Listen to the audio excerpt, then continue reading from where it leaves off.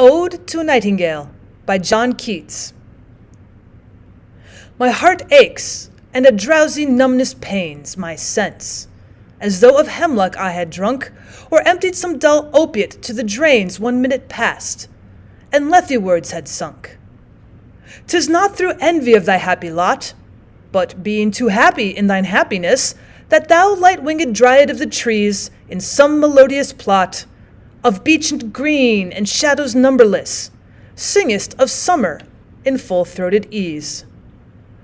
Oh, for a draught of vintage that hath been cooled a long age in the deep-delved earth, tasting of flora and the country green, dance and provincial song and sunburnt mirth.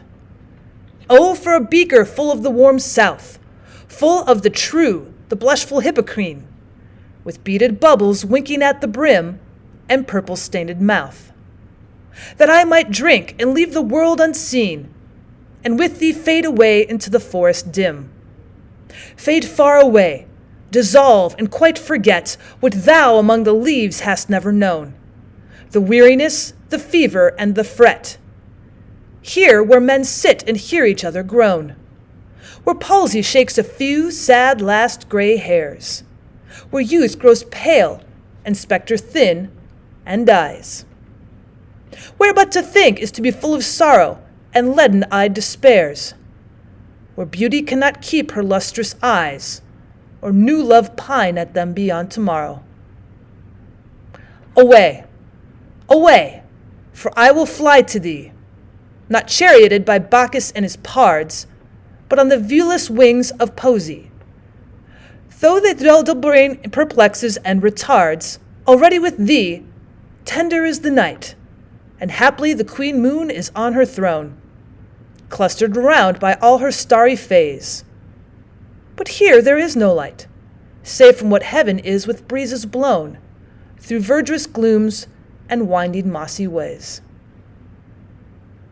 I cannot see what flowers are at my feet, nor what soft incense hangs upon the boughs, but in embalmed darkness guess each sweet wherewith the seasonable month endows.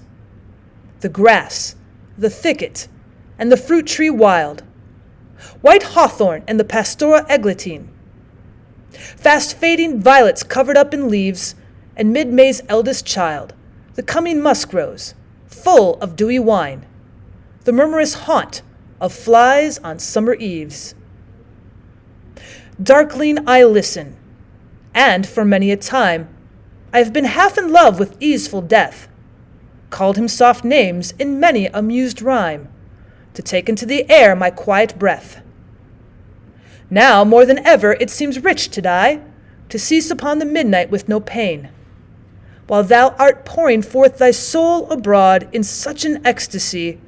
Still wouldst thou sing, and I have ears in vain, to thy high requiem become a sod. Thou wast not born for death, immortal bird, no hungry generations tread thee down. The voice I hear this passing night was heard, in ancient days, by emperor and clown. Perhaps the selfsame song that found a path through the sad heart of Ruth, when, sick for home, she stood in tears amid the alien corn. The same that ofttimes hath charmed magic casements, opening on the foam of perilous seas and fairy lands forlorn. Forlorn! The very word is like a bell to toll me back from thee to sole self. Adieu! The fancy cannot cheat so well as she is famed to do, deceiving elf. Adieu! Adieu! Thy plaintive anthem fades past the near meadows, over the still stream, up the hillside, and now 'tis buried deep in the next valley glades. Was it a vision or a waking dream? Fled is that music. Do I wake or sleep?